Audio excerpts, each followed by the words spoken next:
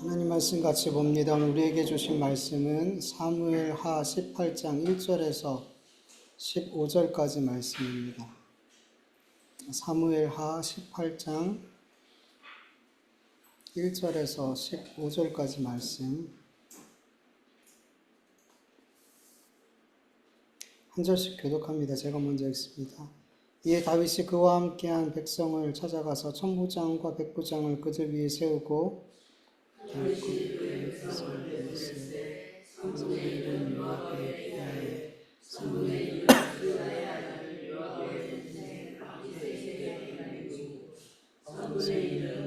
사람한테 넘기고 왕의 백성에게 이르되 나도 반드시 너희와 함께 나가리라.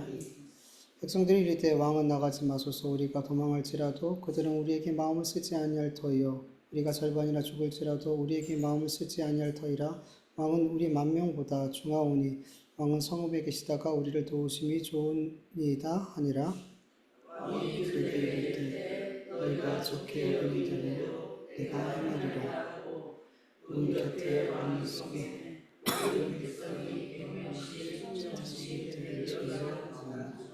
왕이 요압과 아비새와 이때에게 명령하여 이르되 나를 위하여 젊은 압살롬을 너그러이 대우하라 하니 왕이 압살롬을 위하여 모든 군 지휘관에게 명령할 때에 백성들이 다 들으니라. 이에 백성이 이스라엘을 치러 들러나가서 에브라임 숲을 성성하더니 거기서 이스라엘 백성이 다윗의 부하들에게 패하매 그날 그곳에서 전사자가 많아 2만 명에 이르렀고 그 땅에서 사면으로 퍼져 싸웠으므로 그날의 숲에서 죽은 자가 그의 죽은 자보다 많았더라. 압살롬이 다윗의 부하들과 마주치니라. 압살롬은 노새를 탔는데 그 노새가 큰 상수리나무 번성한 가자레로 지나갈 때에 압살롬의 머리가 그 상수리나무에 걸림에 그가 공중에 달리고 그가 탔던 노새는 그 땅과 공중 사이로 빠져나간지라. 한 사람이 보고 요압에게 가려되 내가 이 압살롬이 상수리나무에 달렸다고 하니 요압이 그에게 알린 사람에게 이르되 내가 보고 어찌하여 당장에 쳐서 땅에 떨어뜨리지 아니하였느냐. 내가 내게 은 10개와 띠 하나를 주었으리라 하는지라. 그 사람이 요압에게 대답하되 내가 내 손에 은 1000개를 받는다 할지라도 나는 왕의 아들에게 손을 세지 아니하겠나이다. 우리가 들었거니와 왕이 당신과 아비새와 이때에게 명령하여 이르기를 성가도든지 젊은 압살롬을 해하지 말라 하셨나이다. 아무 일도 왕 앞에서 숨길 수 없나니 내가 만일 거역하여 그의 생명을 해하였더라면 당신도 나를 대적하였으리이다 하니 요압이 이르되 나는 너와 같이 지체할 수 없다 하고 손에 작은 창 셋을 가지고 와서 상수리나무 가운데서 아직 살아있는 압살롬의 심장을 찌르니. 같이 읽습니다. 요압의 무비된 청년 10명이 압살롬을 에워싸고 쳐 죽이니라. 아멘. 압살롬이 아히도벨이 아닌 후세의 계략을 택함으로 다윗은 요단강을 무사히 건너갈 수 있었고 또 마하나임에서 전쟁을 앞두고 그렇게 군을 정비할 수가 있었어요. 그리고 하나님은 몸과 마음이 지쳐있는 다윗과 함께한 사람들을 위해서 누굴 보내주셨어요? 암몬 사람 소비와 그리고 베냐민 사람 마길과 그리고 큰 부자였던 바르실레를 보내서 그들에게 먹을 것과 또 필요한 잠자리 할 때 필요한 침낭과 그릇과 여러 가지들을 그들에게 제공하고 이렇게 전쟁에 나갈 수 있는 그런 모든 준비를 하나님께서 하게 도와주셨죠. 이렇게 압살롬의 군대와 전쟁을 할 준비를 다 마친 다윗은 백성들에게 이렇게 말해요. 나도 반드시 너희와 함께 나가리라. 그러니까 히브리어 원문으로 보면 나가다라는 단어가 2번 연속으로 나와요. 히브리어에서는 강조하는 방법을 2번 이렇게 단어를 연거푸어 사용하면 굉장히 강조하는 거거든요. 그러니까 뭐냐면 난 반드시 나가겠다는 거죠. 내가 앞장서서 반드시 나가서 이 전쟁에서 싸우겠다. 이렇게 이야기했더라는 거죠. 왜 이렇게 다윗은 이런 강한 의지를 내보였을까요? 내가 반드시 나가서 싸운다. 여러분, 이 전쟁은 사실 누구 때문에 일어난 걸까요? 근본적으로 다윗의 죄 때문에, 그 죄로 인해서 하나님께서 다윗에게 징계를 주심으로 이런 전쟁이 일어나게 된 거잖아요. 다윗도 알아요.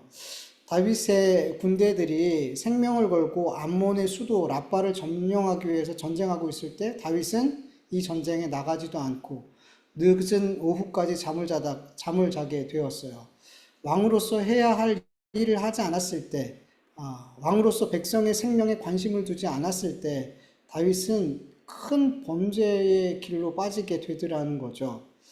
성경은 사무엘하 11장 1절에 이렇게 강조해요. 그 해가 돌아와 왕들이 출전할 때가 되매 다윗이 요압과 그에 있는 그의 부하들과 온 이스라엘 군대를 보내니 그들이 암몬 자손을 멸하고 라빠를 에워쌌고 다윗은 예루살렘에 그대로 있더라.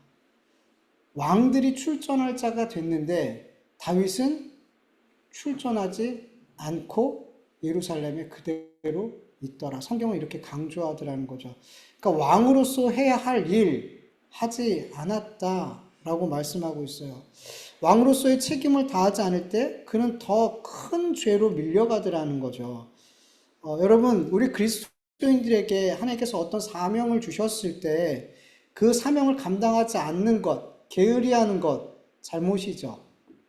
잘못이에요. 근데 그것보다 사실은 그 뒤에가 더 큰 잘못을 하게 되어 있어요.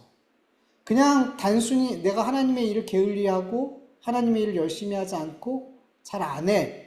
그것도 문제이지만 그렇게 되어졌을 때 그 사람은 마귀가 기뻐하는 일을 하게 돼 있어요. 마귀의 하나님의 일꾼이 아니라 마귀의 일꾼으로서 마귀가 기뻐하는 일을 반드시 하게 돼 있어요. 하나님의 일을 하지 않으면, 하나님의 주신 사명이 뭔지도 알면서 그 일을 하지 않으면 그 사람은 반드시 마귀가 기뻐하는 일을 하게 돼 있더라는 거예요. 그래서 하나님의 일을 충실히, 성실히 감당하는 건 뭐예요? 누굴 위해서라도, 나를 위해서라도 여러분, 그거 최선을 다해야 되는 거예요. 그게 죄의 길로 가지 않는 길이에요. 다윗 같은 사람도 자기에게 주어진 그 왕이라는 기름 부어 세움받은 그 왕이라는 사명을 충실히 안 했을 때 금방 죄의 길로 가더라는 거죠. 우리도 동일해요, 여러분. 그래서 하나님이 우리에게 주신 크고 작은 사명에 대해서 여러분 성실하게 최선을 다해서 감당할 수 있는 저와 여러분 되기를 간절히 원합니다. 여러분, 다윗은 이런 잘못된 길을 다시금 반복하고 싶지 않았어요. 그리고 누구보다 이 전쟁에 대한 가장 큰 책임감이 있었기 때문에 다윗은 반드시 이 전쟁에 나아가려고 했어요. 여러분, 우리가 신앙생활 하다 보면 때로는 하나님의 징계를 죄를 짓고 하나님의 징계를 받기도 해요. 근데 안타까운 것은 우리의 삶에 하나님께 징계를 받았음에도 불구하고 그 죄로 말미암아 징계를 받았음에도 불구하고 같은 죄를 계속해서 반복해서 짓는 경우들이 우리 안에 참 많더라는 거죠. 다윗같이 경계를 받고 똑같은 결정을 하지 않으려는 치열한 싸움이 우리에게 잘 없어요. 여러분, 하나님께서 내가 정말 하나님께서 미워하시는 죄악들을 짓고 하나님께서 징계를 하셨을 때, 그 경고하셨을 때 그 죄에 대해서 더 예민하게 반응하시고 더 경계하고 치열하게 싸웠으면 좋겠어요. 너무 중요한 거예요. 여러분, 잠언서 15장 5절을 보면 아비의 훈계를 업신여기는 자는 미련한 자요 징계를 받는 자는 슬기를 얻는 자니라 라고 말씀하고 있어요. 아비의 훈계를 업신여기는 것, 하나님의 훈계를, 하나님의 징계를 업신여기는 자는 미련한 자다 라고 말씀하고 있어요. 여러분, 똑같은 죄를 다시 하나님께 징계를 받고도 똑같은 죄를 또 짓는 거는, 여러분, 이건 단순히 똑같은 죄를 또 졌다 이런 문제가 아니라 어떤 문제예요? 하나님의 말씀을 업신여긴 죄, 하나님을 업신여긴 죄가 되는 거예요. 훨씬 더 다른 차원의 죄가 돼버리는 거예요. 그래서 여러분, 우리가 같은 죄, 하나님께서 징계까지 하시면서 경고하시고 또 경고하셨음에도 불구하고 그 개가 토한 것을 도로 먹고 돼지가 씻었다가 다시 진흙탕에 구르는 것 같은 이런 게 반복되지 않았기를 간절히 원해요. 그거는 하나님의 말씀은 업신여기는 죄가 되는 거예요. 그러니까 미련한 자가 되지 않기를 축원합니다. 다윗은 반드시 전쟁에 나간다고 말하자 백성들은 어떻게 반응하냐면 3절 현대인의 성경으로 보면 왕은 우리와 함께 출전해서는 안 됩니다. 만일 우리가 도망가거나 우리 중에 절반이 죽는다고 해도 적은 우리에게 관심이 없을 것입니다. 그들의 관심은 오직 왕을 찾아 해치는 데 있습니다. 왕은 우리의 만명보다 더 소중한 분이십니다. 그러므로 왕은 성에 남아 계시다가 우리가 어려울 때 도와주신 것이 더 나을 것 같습니다. 라고 말해요. 그들도 굉장히 다윗이 아주 강력하게 싸움에 나갈 거야 라고 말한 것처럼 그들도 동일하게 아주 강력하게 다윗이 나가는 것을 만류하죠. 여러분 이스라엘 백성들은 모두 알고 있었어요. 압살롬이 이 전쟁에서 목적은 다윗을 죽이는 거. 그래야지 끝이 나는 걸 알고 있었어요. 그래서 그들은 다윗이 죽으면 다음이 없어요. 다음을 도모할 수 없어요. 그래서 다윗은 반드시 살아야 됐어요. 그리고 무엇보다도 이 모든 백성들은 자기의 생명보다 다윗의 생명을 더 소중하게 여겼어요. 그래서 그들은 모두 다 자기들의 만 명의 생명보다 다윗 왕의 생명이 더 소중합니다. 그렇게 고백을 해요. 이 모습을 보면서 다윗을 따르는 그 한 사람 한 사람이 지금 다윗을 어떤 마음으로 따르고 있는지 너무 잘 보여지는 거예요. 이런 모습을 보면서 저는 이런 생각이 들어요. 우리 그리스도인들이 이런 마음으로 예수님 따랐으면 참 좋겠다. 얼마나 좋을까? 주님을 내 생명보다 소중한 분으로 따르면서 주님을 그렇게 따른다면 지금 우리 한국교회의 모습이, 지금 우리 그리스도인의 모습이 이러지 않았을 텐데, 나의 모습이 이러지 않았을 텐데 라는 생각이 들었어요. 여러분 주님은 말씀하세요. 마태복음 10장 37절 39절 현대인의 성경으로 보면 나보다 아버지나 어머니를 더 사랑하는 사람은 내게 적합하지 않고 나보다 아들이나 딸을 더 사랑하는 사람도 내게 적합하지 않다. 또 자기 십자가를 지고 나를 따르지 않는 사람도 내게 적합하지 않다. 자기 목숨을 얻으려는 사람은 목숨을 잃을 것이요 나를 위하여 자기 목숨을 잃는 사람은 목숨을 얻을 것이다. 아멘. 여러분 지금 이 시대의 교회와 그리스도인들이 주님의 몸으로 주님의 제자로 적합하지 않다라는 말씀을 참 많이 듣고 있다라는 생각이 듭니다. 왜냐하면 우리 그리스도인들이 주님보다 내 생명을 그리고 내가 이 세상에서 사랑하는 그 어떤 것들을 더 많이 더 앞서 사랑하니까요. 교회가 주님이 머리가 되지 않고 다른 것들을 머리 삼고 있으니까요. 다른 것들이 주님보다 더 소중하다, 머리보다 더 소중하다라고 생각하고 있기 때문에 지금 우리 교회와 우리 그리스도인의 모습이 이렇게 하나님 앞에 제자로서 적합하지 않은, 예수님의 몸으로서 적합하지 않은 상태에 있는 것 같아요.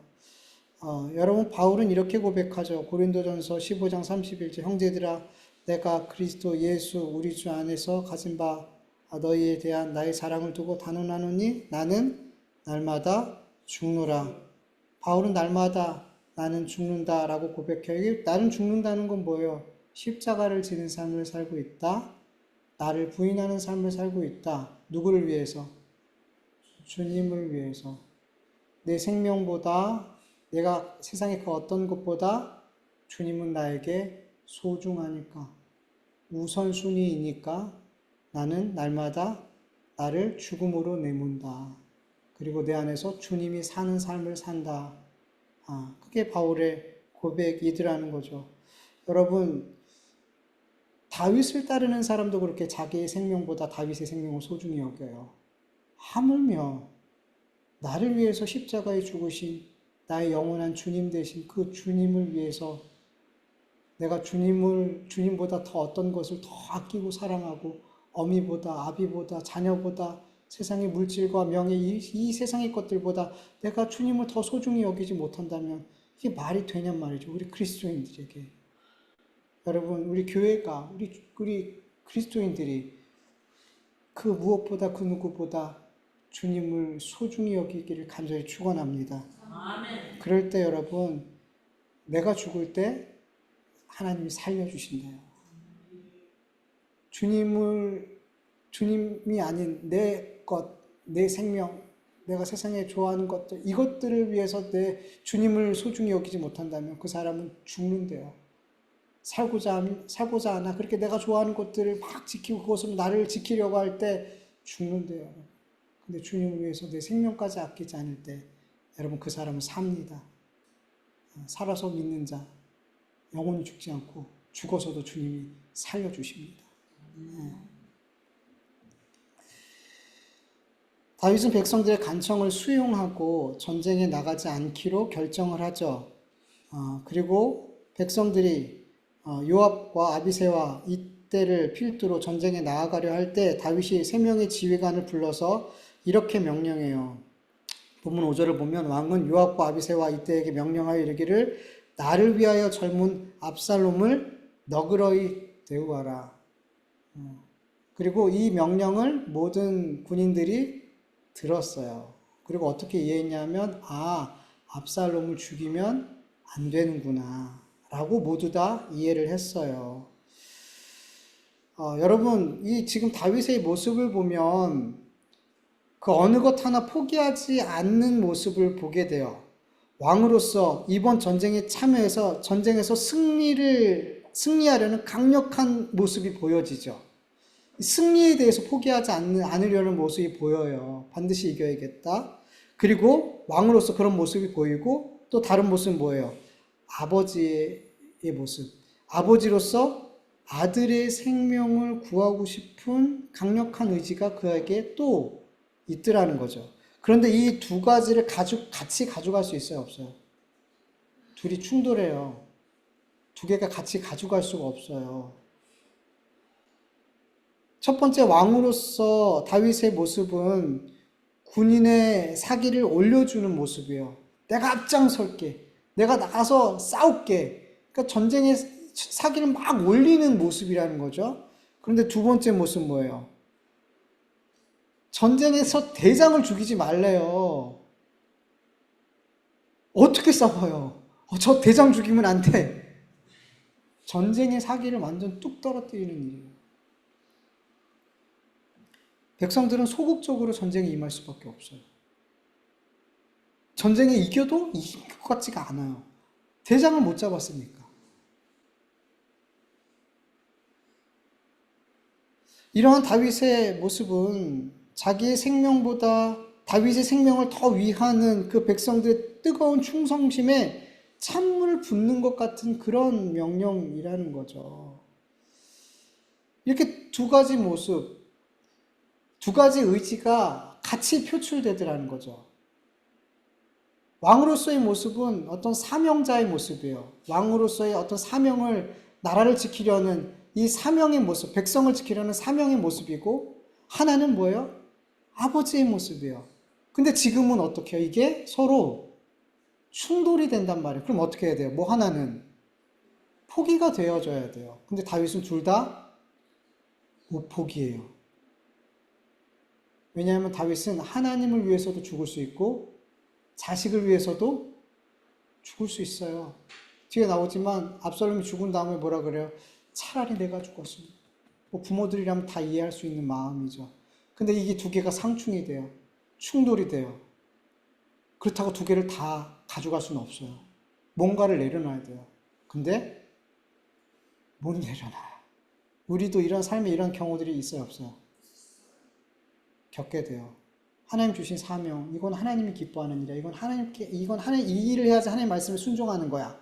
근데 이것도 놓치고 싶지 않아. 근데 이걸 놓치지 않으려면 하나님 말씀에 불순종해야 돼. 충돌이 돼야 돼. 이건 말이 안 된단 말이에요. 두 개를 다 지키는 건 말이 안 된단 말이에요. 근데 뭘 선택해야 돼요, 우리 그리스도인들은? 하나님을 선택해야죠. 앞에 말씀했죠, 예수님이. 어머니나, 아버지나, 자녀나, 그 어떤 것보다 누구 더? 예수님을 소중히 여기는 것. 주의 말씀을 먼저 하는 것, 우선하는 것. 그렇지 않으면 합당하지 않아. 내 제자로, 하나님의 자녀로 합당하지 않아. 라고 분명히 말씀하잖아요. 근데 다윗이 이걸 안 됐어요. 다윗이 이게 안 됐어요. 여러분, 우리가 알다시피 자녀에 대한 다윗의 사랑은 극진했어요. 유별났어요. 여러분, 자녀를 사랑하는 부모의 마음, 뭐 이거는 당연한 거죠. 뭐 잘못했어, 잘못되지 않았어 라고 말하기가 참 어려운 문제예요. 그런데 우리가 전에도 많이 말씀을 나눴지만 다윗의 자녀 사랑은 건강했어요, 건강하지 않았어요? 건강하지 않았어요. 건강하지 않았어요. 건강하지 않은 다윗의 자녀 사랑은 계속 반복됐고 중요한 순간마다 다윗이 잘못된 판단과 결정을 하게 만들었다는 거 우리는 계속 살펴봤죠. 제가 어젠가 뉴스를 봤는데 전교에서 1등 했던 아이가 갑자기 수학 점수가 80이 나오고 수학 점수가 40점이 나오고 뭐 윤리 점수가 80점이 나왔어요. 말이 안 되죠. 전교 1등 했던. 근데 이게 원래 이 아이의 성적이었어요. 원래 실력이었어요. 근데 어떻게 계속 전교 1등을 했냐 하면 엄마와 그리고 퇴직한 기간제 교사 그리고 더 그 내부적으로 얽혀 있을 거예요. 이 사람들이 시험지를 계속해서 빼돌렸던 거예요. 이 퇴직한 이 기간제 교사가 이게 삭제가 안 되고 계속 학교를 출입할 수 있게 되어져 있었더라는 거죠. 이것도 누가 학교 내부에서 뭔가 연결되어 있을 거라는 생각이 들어요. 그래서 시험 전에 항상 시험지를 몰래 밤에 가서 빼돌렸던 거예요. 그래서 이 아이가 계속 전교 1등을 할 수 있었던 거예요. 근데 기말고사 앞두고 또 계속 시험지를 빼돌리려다가 마침 걸린 거예요. 그래서 다 0점 처리되고 퇴학당했어요. 자녀가 잘 되기를 바라는 마음이겠죠. 성공했으면 됐겠고 이 험한 세상에서 잘 됐으면 좋겠겠죠. 그 마음 아는데 그 자녀 사랑이 잘 됐어요, 못 됐어요? 너무 잘못됐죠. 너무 잘못됐죠. 이건 사랑이라고 할 수는 없어. 엄마는 사랑인데 부모는 그게 사랑이라고 생각했을지 모르겠지만 결국 부모도 자식도 다 망하더라는 거죠. 다윗은 그렇게 중요한 순간마다 이렇게 자녀에 대한 건강하지 않은 사랑이 자꾸 잘못된 선택을 하게 만들어요. 다윗이 압살롬이 전쟁에서 죽게 되었다는 소식을 듣게 되었을 때 사무엘하 19장 30절 다윗은 이런 모습을 보여요. 왕이 마음이 심히 아파 문 위층으로 올라가서 운이라 그가 올라갈 때에 말하기를 내 아들 압살롬아 내 아들 압살롬아 차라리 내가 너를 대신하여 죽었더라면 압살롬아 내 아들아 내 아들아 하였더라. 부모라면 자녀가 죽었을 때 아무리 못난 자녀라도 혹 나를 죽이려고 했던 자녀라도 자녀가 죽는 모습 앞에 어떻게 옳았구나 잘됐다 나를 죽이려고 했어? 이런 부모가 몇이나 되겠어요. 그럼에도 내가 죽었으면 그럼에도 네가 살았으면 하는 게 부모 마음 아니에요? 이해해요. 충분히. 다윗은 반역을 하고 자기를 죽이려 하는 이 압살롬을 위해서 내가 차라리 죽었으면 하는 말로 그의 이름을 부르면서 그 마음의 슬픔을 다 표현하더라는 거죠. 누구 앞에서? 전쟁에서 생명을 걸고 다윗을 위해서 생명 걸고 싸우고 승리하고 돌아온 백성들 앞에서 그들은 승리를 하고 왔는데 기쁨을 누리기는커녕 다윗 앞에 면목 없는 모습으로 마치 전쟁에서 패배한 사람처럼 슬퍼하는 모습으로 잠잠히 있었어요. 이러한 다윗의 모습으로 인해서 다윗을 위해서 생명을 걸고 싸웠던 부하들의 마음은 지금 떠날 위기에 있어요. 너무 실망스럽죠. 나는 지금 다윗을 위해서 목숨 바쳐 싸웠는데 근데 마치 다윗은 차라리 우리가 압살롬한테 다 죽임을 당하고 압살롬이 살았다면 오히려 다윗이 그걸 더 기뻐했을 것처럼 다윗의 모습은 그런 모습이었던 거죠. 그러니까 어떻게 해요? 백성들의 마음이 떠날 위기에 처한 거죠. 이걸 누가 캐치해요? 군대 장관 압살롬이 그것을 보고 지금 당장 나가서 부하들 위로해 주십시오. 라고 항의해요. 그리고 다윗은 자기가 잘못했다라는 생각이 들었는지 바로 나가서 백성들을 위로하죠. 만약에 그렇게 하지 않았다면 다윗은 여기서 끝이에요. 여기서 정말 끝이 나는 거예요. 자기를 위해서 생명 걸고 자기를 위하는 사람들이 마음을 돌리면 그 사람은 못 살아요. 안 되는 거예요. 지금 왕으로서 해야 할 일을 하지 않고 자식을 먼저 앞세웠다가 지금 또 큰 위기에 지금 닥쳤던 거예요, 사실은.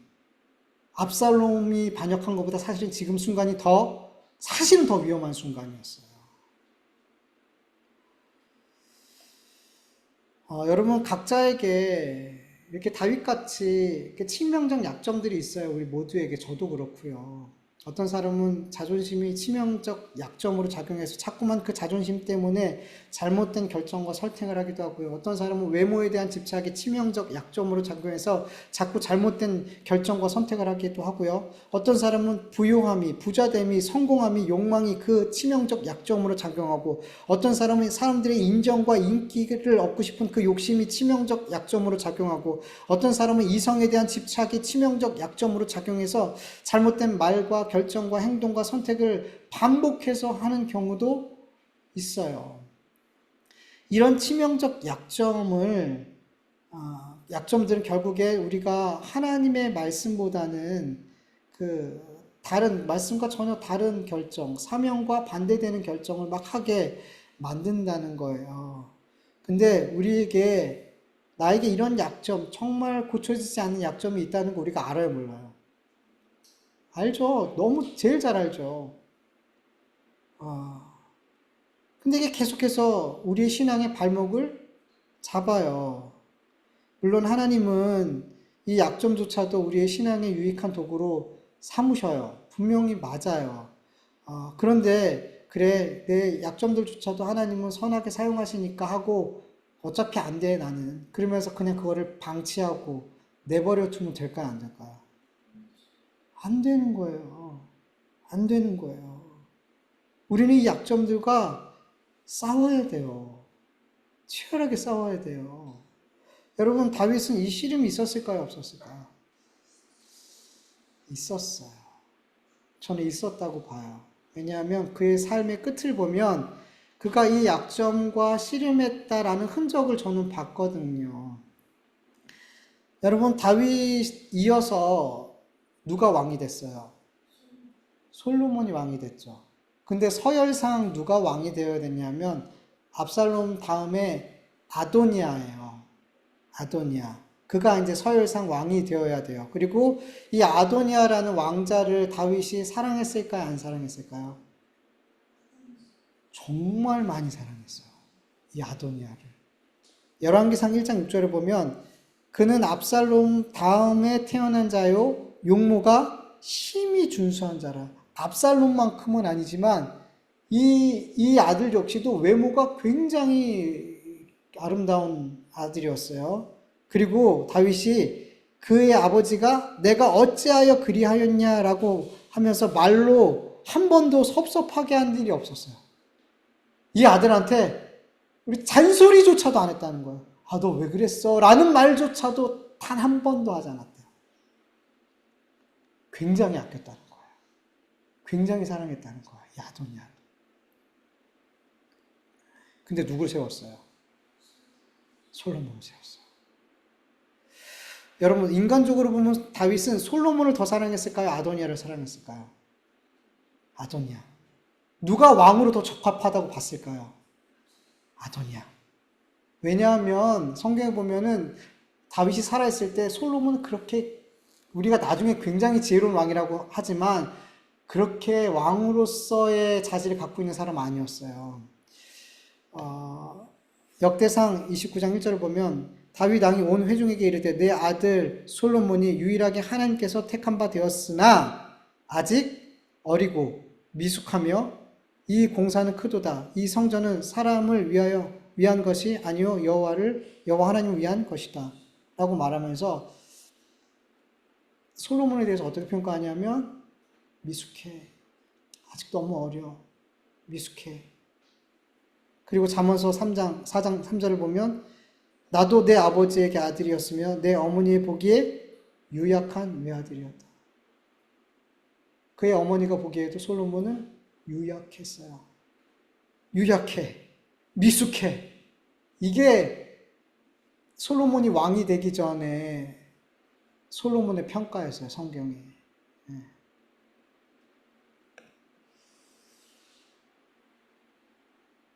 그런데 그리고 또뿐만 아니라 나중에 아도니아가 이제 다윗이 죽을 때쯤 돼서 반역을 하죠. 내가 왕 될 거야.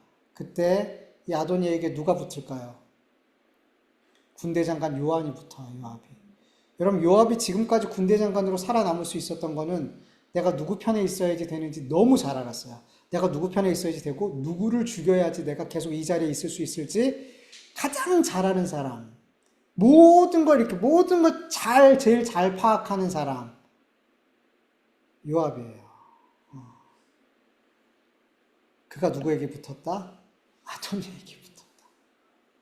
아도니아가 훨씬 더 왕으로서의 자질이 있었어요. 솔로몬은 아니었다는 거예요. 다윗도 똑같은 평가였을까? 인간적으로 볼 때는 누가 봐도 솔로몬은 아니었던 거예요. 아도니아였던 거예요. 다윗도 알았어요. 그런데 다윗이 그 치명적 약점을 갖고 싸우지 않았더라면, 여전히 그걸 갖고 있었더라면 이 순간에 이것이 여전히 그의 발목을 잡았을 수 있어요. 근데 그는 그걸 갖고 싸웠더라는 거죠. 그 싸우는 과정이 분명히 있었더라는 거죠. 그래서 그는 이 결정적인 순간에 솔로몬을 흔들림 없이 선택해요. 너야. 왜? 하나님이 너를 유일하게 택했기 때문이야. 그 이유가 하나님이었어요. 그는 하나님을 선택해요. 사명을 선택해요. 그는 싸웠어요. 그리고 그 약점을 어떻게 해요? 뛰어넘었어요. 그래서 여러분, 우리의 약점 어쩔 수 없는 거야. 나 이거 죽었다 깨나도 못 받고. 아니에요, 여러분. 씨름하십시오. 씨름하십시오. 사명이 먼저 될 수 있게, 그 치명적 약점이 사명을 자꾸 붙들지 못하도록 뛰어넘을 수 있기를 간절히 축원합니다. 그렇게 다윗의 부하들은 자기의 생명보다 압살롬의 생명을 더 염려하고 있는 다윗의 말을 듣고 사기가 저하된 상태로 전쟁에 나갔어요. 숫자적으로도 엄청나게 불리해요. 그럼에도 불구하고 어떻게 해요? 이 전쟁에서 이겼어요. 어떻게 이겼어요? 그들은 들판에서 싸우면 너무나 불리하니까 숲에 들어가서 국지전, 숲에 들어가서 이렇게 소규모로 전쟁을 했어요. 근데 여기서 주목해 볼 것은 8절에 보면 숲풀에서 죽은 자가 칼날에 죽은 자보다 많더라. 여러분 이거 비슷한 표현이 성경에 나와요. 여호수아가 이스라엘 백성들과 함께 가나안 백성들과 전쟁을 할 때 이런 내용이 있어요. 여호수아 10장 11절 보면 그들이 이스라엘 앞에서 도망하여 베토론 비타리에서 내려갈 때 여호와께서 하늘에서 큰 덩이 우박을 아가사에 이르기까지 내리심에 그들이 죽었으니 이스라엘 자손의 칼에 죽은 자보다 우박에 죽은 자가 더 많았더라. 똑같죠? 칼에 죽은 자보다 숲풀에 죽은 자가 더 많았다. 지금 이건 누가 일하시는 거예요? 하나님이 이 전쟁에 간섭하시고 하나님이 다윗의 편에 서셔서 싸우셨다라는 것을 우리는 분명히 확인할 수 있어요. 여러분 전쟁에서 자꾸만 하나님의 간섭하심을 계속 보면서 우리는 그때마다 확인해야 돼요. 전쟁은 누구에게? 하나님께 속한 것. 여러분 이건 나올 때마다 확인해야 돼요. 왜? 우리는 매일 전쟁하고 있으니까. 매일 전쟁하고 있으니까. 그래서 여러분 계속 전쟁에 있어서 내가가 아니라 주님이 싸우신다. 주님이 승리와 패배를 주신다. 나는 뭐 하면 돼요? 그냥 최선을. 내가 연약하든 강하든 나는 그 자리에서 최선을 다해서 씨름하면 되는 거예요. 그러면 승리를 주시는 것도 하나님이고 실패를 주시는 것도 하나님이고 그러나 그런 자들에게 실패도 성공의 밑거름이 되는 거예요. 결국엔 성공해요, 우리는. 결국엔 승리해요.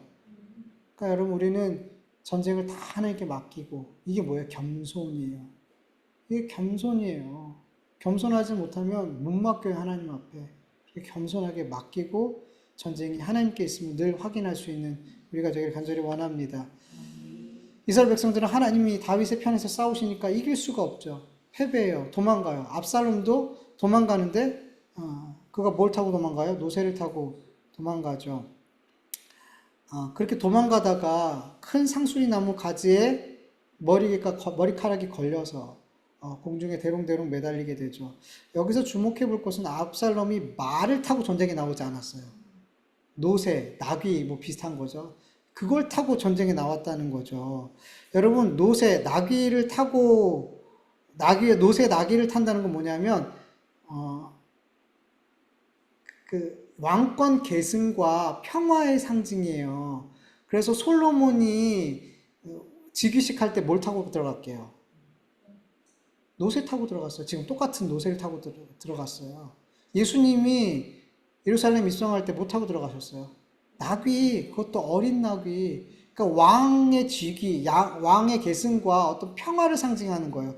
그 말은 권위, 전쟁, 막 이런 건데, 전쟁에 나가는데 말을 타고 온 게 아니라 노새를 타고 왔어요. 뭘 의미하냐면, 압살롬은 이미 승리를 확신했어요. 그리고 전쟁에 관심이 있는 게 아니라 전쟁이 끝나고 나서 승리에 입성을 하는데 관심을 두고 있었어요. 그래서 승리에 입성하는 순간 그는 즉위를 하게 되는 거예요. 평화의 왕으로 마치 자기가 평화의 왕이 된 것처럼 그렇게 입성하게 되는 거예요. 그걸 생각하고 있는 거예요. 전쟁이 아니라 이미 승리할 거를 확신했어요. 그리고 그가 공중에 대롱대롱 매달려 있으면 여러분 전쟁에 나가는 사람은 뭐래요? 무장을 하죠. 단도든 칼을 차고 그 무기를 갖고 나와요. 근데 무기가 있었을까요? 없었을까요? 무기가 없었어요. 무장을 하지 않고 나왔어요. 그가 작은 단도라도 하나 차고 있었으면 대롱대롱 매달리면 어떻게 해요? 머리가 매달린 게 아니에요. 머리카락이 매달린 거예요. 엉킨 거예요. 그럼 어떻게 해요? 자르면 살 수 있잖아요. 근데 이거를 그렇다고 머리를 뽑을 수는 없잖아요. 작은 단도 하나 안 갖고 나온 거예요. 왜요? 승리를 확신했기 때문에. 너무너무 확신해서 그는 전쟁에 관심이 있지 않았어요. 이건 너무나 당연한 승지니까 나는 승리의 왕, 평화의 왕으로 왕이 계승하는 자로 그렇게 입성해야지. 그의 삶의 목적, 이번 전쟁의 목적은 거기에 있었어요. 승리의 입성. 이미 거기까지 가 있었어요. 그래서 노새를 타고 아무 무장도 없이 놀러 나온 것처럼 전쟁터에 나왔더라는 거죠. 영광만을 생각하고 자기가 받을 영광만을 생각하고. 근데 현실이 됐어요, 안 됐어요? 현실이 안 됐어요. 그게 당연할 거라고 생각했는데 당연하지 않았어요. 현실은 그렇게 되지 않았어요. 여러분, 우리 현실에 이건 너무나 당연한 결과야 라고 생각하는 일들이 굉장히 많을 거예요.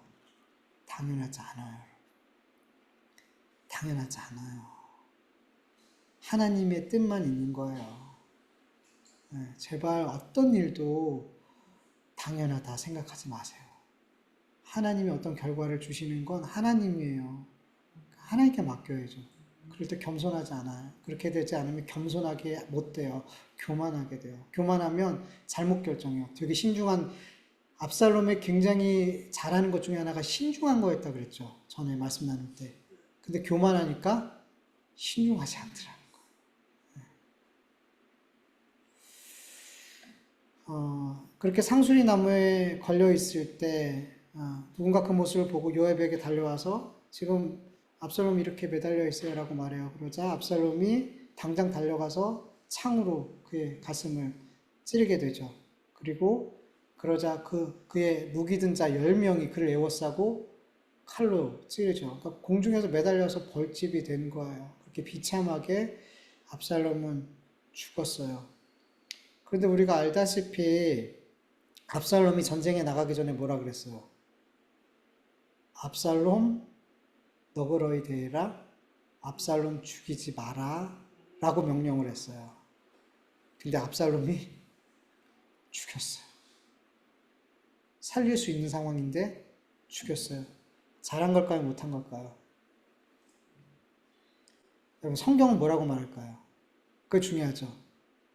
성경은 이거에 대해서 그가 잘못했다라고 말하지 않아요. 다윗도 이 일에 대해서 잘잘못을 이야기할까 안 할까요? 안 해요. 얘기하지 않아요.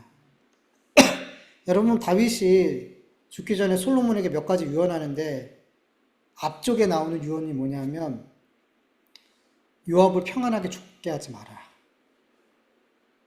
네가 죽여. 이런 거죠. 평안히 자연사하게 하지 마. 그게 유언 중에 제일 앞부분에 거의 나와요. 그만큼 맺혀 있는 거죠. 마음에 요압에 대해서. 그러면서 뭐라고 얘기하냐면 열왕기상 2장 5절에서 6절 보면 수르야의 아들 요압이 내게 행한 일 곧 이스라엘 군대의 두 사령관 넬의 아들 아브넬과 예델의 아들 아마사에게 행한 일을 내가 알거니와 그가 그들을 죽여 태평시대에 전쟁의 피를 흘리고 전쟁의 피를 자기 허리에 띤 띠와 발에 신은 신에 묻혔으니 내 지혜대로 행하여 그의 백발이 평안히 스올에 내려가지 못하게 하라. 아멘. 넬의 아들 아브넬은 누구예요? 사울의 군대 장관이었잖아요. 그러니까 이 사람이 다윗의 편에 서서 이제 다윗에게 이스라엘을 넘기려 했을 때 그렇게 되면 그 아브넬이 군대 장관이 되니까 이 아브넬을 죽여버렸어요. 그리고 지금 압살롬이 세운 아마샤 군대 장관이 아마샤잖아요. 그리고 다윗이 아마샤를 군대 장관을 세우려고 했어요. 그러니까 이 군대 장관 역시도 요압이 죽였어요. 잘못한 거예요. 요압이 너무 잘못한 거예요. 그래서 근데 압살롬을 죽인 거에 대해서 얘기해야 안 해요. 내가 압살롬을 죽이지 말라고 했는데 얘가 압살롬을 죽였어. 이 얘기해야 안 해요. 안 해요. 성경도 이야기 안 해요. 다윗도 잘잘못을 말하지 않아요. 이건 그러니까 뭐냐면 다윗이 이 명령을 한 건 누구의 잘못이라는 거예요. 다윗 잘못이라는 거예요. 이 명령은 잘못된 명령이었다라는 거 성경이 그렇게 말씀하고 있다라는 거예요. 그래서 압살롬이 이 일을 행한 거에 대해서 성경은 잘못했다 말하지 않아요. 오히려 이 일은 분명히 압살롬은 계산한 거예요. 지금 압살롬이 살아있으면 이건 지금 계속해서 문제가 될 거라고 생각하니까 자기의 지혜를 따라서 행한 거예요. 지금 다윗이 잘못 판단한 거야. 이거는 살려두면 안 돼. 그리고 죽인 거란 말이죠.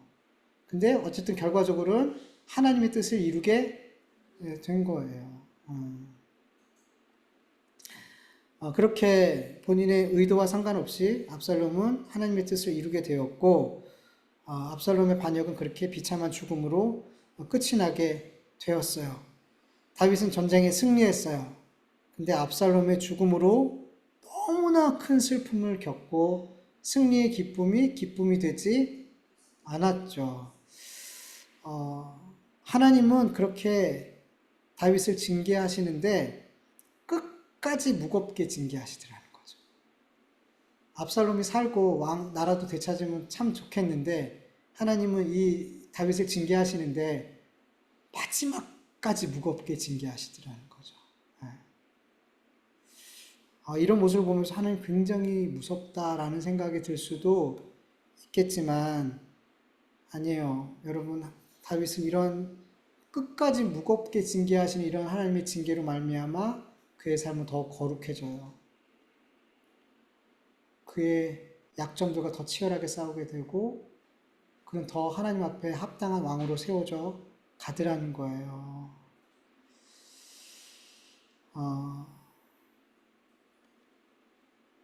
하나님의 징계가 철저할 때 너무 무겁다, 끝까지 무겁다 이런 생각이 들 때 여러분 우리는 그렇게 생각을 해야 돼요.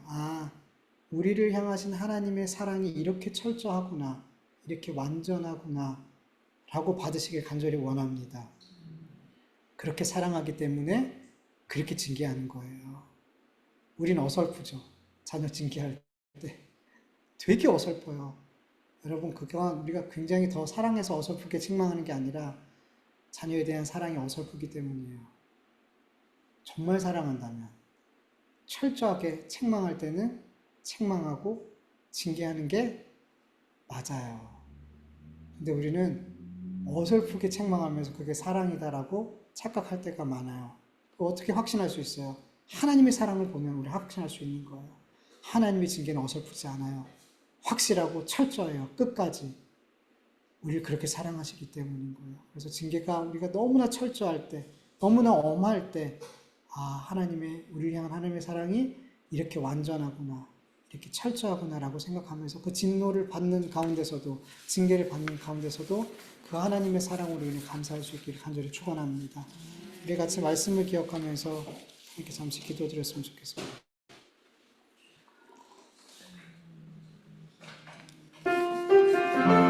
아버지 하나님 감사합니다. 또 하나님의 귀한 말씀 함께 나누시고 도와주시고 감사합니다. 아버지 또 이렇게 우리의 기도와 찬송을 예수 그리스도 안에서 기쁘게 흥명하여 주셔서 감사합니다. 이 예배를 하나님 기쁘게 받아 주시옵소서. 이 예배가 우리가 마당만 가고 돌아가는 예배가 주의 얼굴을 보고 돌아가는 예배가 되게 하여 주시옵소서. 하늘의 기쁨, 하나님께서 기쁨을 누리시는 그 기쁨이 우리에게도 누려질 수 있는 은혜를 우리에게 부어주셔서 이 한 주간의 삶을 하나님과 동행하며 하나님 안에 있는 기쁨과 평강을 우리가 누릴 수 있는 이 한 주간의 삶을 또한 되어줄 수 있도록 도와주시옵시길 간절히 원합니다. 아버지 하나님, 다윗이 하나님 앞에 마지막까지 징계를 받습니다. 마지막까지 아프게 했습니다. 그러나 아버지 하나님, 이 하나님의 무서움, 아버지 끝까지 징계하시는 이 징계의 모습이 아버지 무섭고 두려운 모습보다는 우리를 끝까지 사랑하시는 그 하나님의 사랑임을 확인할 수 있는 순간이 되어줄 수 있도록 도와주시옵시길 간절히 원합니다. 하나님 은혜 베풀어 주시옵소서. 하나님 은혜 베풀어 주시옵소서. 아버지 하나님, 우리가 사명을 감당하지 않을 때 아버지 그 사명을 감당하지 않는 것에 그것도 더 나아가 더 큰 잘못과 죄로 이어진다는 것을 알게 해주셔서 아버지 우리에게 주신 사명을 우리 생명의 자리에서 끝까지 잘 감당할 수 있도록 성심을 다할 수 있도록 주님께서 역사하여 주시옵소서. 주님 은혜 베풀어 주시옵소서. 감사합니다. 예수님의 이름으로 기도드립니다.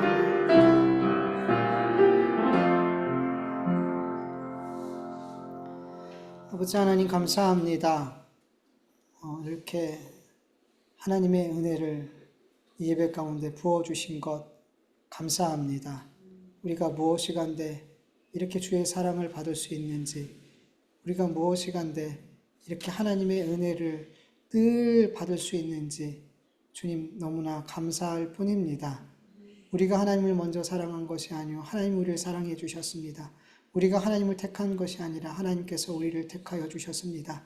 이 은혜가 얼마나 말로 다 할 수 없는 은혜인지를 우리가 늘 기억하면서 살게 하여 주시옵소서. 아버지 하나님께서 우리 각자에게 주신 십자가 사명 있습니다. 하나님 그 사명을 감당하지 않고 게을리하지 않게 하여 주시옵소서. 우리가 주신 사명을 감당하지 않고 게을리할 때 우리는 더 악한 삶을 살게 될 줄 믿습니다. 반드시 죄의 길로 빠지게 될 줄 믿습니다.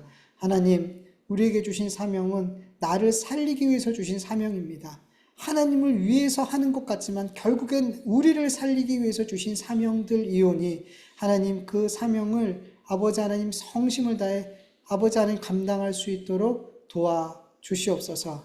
아버지 하나님, 하나님께서 우리를 징계하실 때 정말 어설프게 징계하는 것이 아니라 마지막까지 끝까지 확실하게 징계하시는 하나님의 모습을 봅니다. 아버지 그 모습을 보며 하나님을 두려워하고 겁내하고 원망하는 것이 아니라 이토록 하나님의 사랑이 크고 놀랍다는 것을 그 고통 중에도 확인하고 감사할 수 있는 우리 모두가 되게 하여 주시옵소서. 그리고 징계를 받을 때 같은 징계를 또 같은 죄를 또 범하지 않도록 더 치열하게 씨름할 수 있고 깨어 있을 수 있는 우리 모두가 되어질 수 있도록 도와주시옵소서.